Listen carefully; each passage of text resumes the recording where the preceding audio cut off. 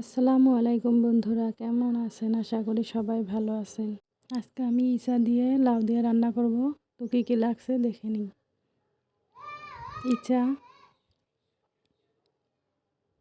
লাউ, রসুন, পেঁয়াজ, মরিচ বা কাঁচা লঙ্কা। তো গ্যাসটা এখন জ্বালিয়ে নেব। কড়াই বসিয়ে দিলাম। কড়াইটা গরম হতে দিয়ে দিয়েছি। গরম হয়ে গেলে এখানে আমি তেল গরম হতে দিয়ে দেব। যখন তেলটা পুরোপুরি গরম হয়ে আসবে তখন আমি ইচা মাছটা এখানে ভেজে নেব একটু লবণ দিয়ে। তো দেখতে থাকেন। তেলটা গরম হতে হতে আপনাদের সাথে একটা কথা শেয়ার করি। দুনিয়াতে সবচেয়ে খাঁটি কর্মী কে? জানাবেন কমেন্টে প্লিজ। তো ইচা মাছগুলো এখানে দিয়ে দিলাম। এখন ভালোভাবে ভেজে নেব।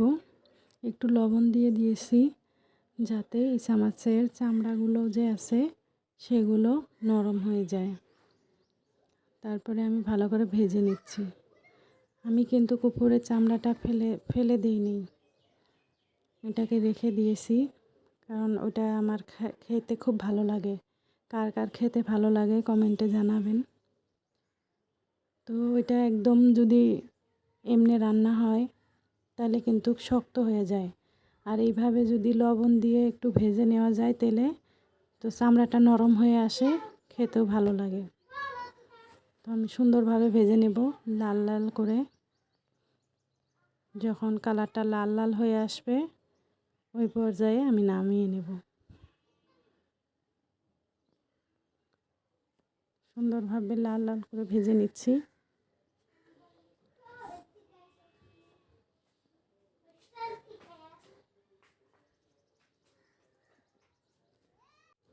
এখন এখানে পেঁয়াজ দিয়ে দিলাম, দিয়ে ভালো করে নেড়ে চেড়ে নেব।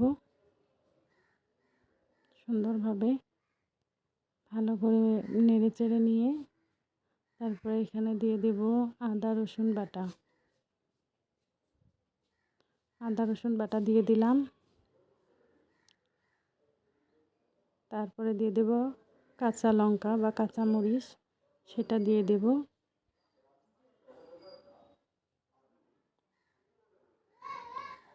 সুন্দর করে ভেজে নেব। কড়াইটা বারে বারে আমার নড়ে যাচ্ছে, সেই জন্য আমি ঠিক করে দিচ্ছি। দিয়ে দিলাম কাঁচা মরিচ। আবার সুন্দর করে ভেজে নিব। যখন এগুলা একদম মুলায়ম স্মুদির ভাবটা এসে যাবে ওই পর্যায়ে আমি অল্প লবণ দিয়ে দেব। তারপরে আমি মশলাগুলো অ্যাড করব। একটু ভেজে নিব ভালো করে। সুন্দরভাবে এই যে নেড়ে চেড়ে এইভাবে ভেজে নিতে হবে। তারপরে দিতে হবে গুঁড়ো, হলুদের গুঁড়ো, মশলা গুঁড়ো, আরও মরিচের গুঁড়ো। এগুলোকে দিয়ে ভালো করে ভেজে নিতে হবে। মরিচের গুঁড়ো দিয়ে দিলাম। এখন আমি সুন্দরভাবে ভেজে নিচ্ছি।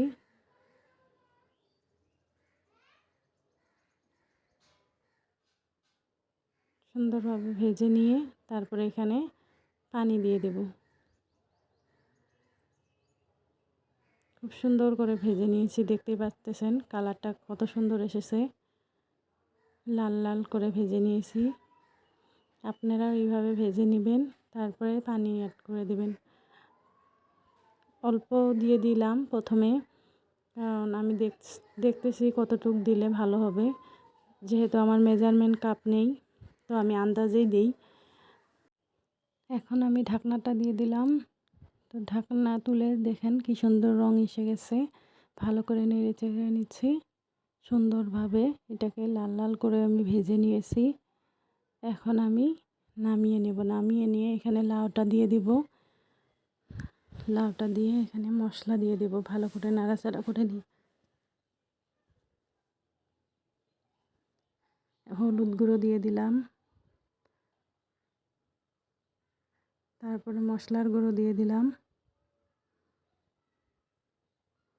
এখন মরিচের গুঁড়ো দিয়ে দেব, এখানে লাল মরিচের গুঁড়োটা দিয়ে দিলাম। ভালো করে নেড়ে চেড়ে নেব, খুব সুন্দর করে নেড়ে চেড়ে নেব যেন লেগে যায়। তারপর লবণ দিয়ে দিলাম। সব কিছু মশলাগুলো যেন লাউয়ের গায়ে লেগে যায়, সেইভাবে আমি নেড়ে চেড়ে এখন ঢেকে দেব।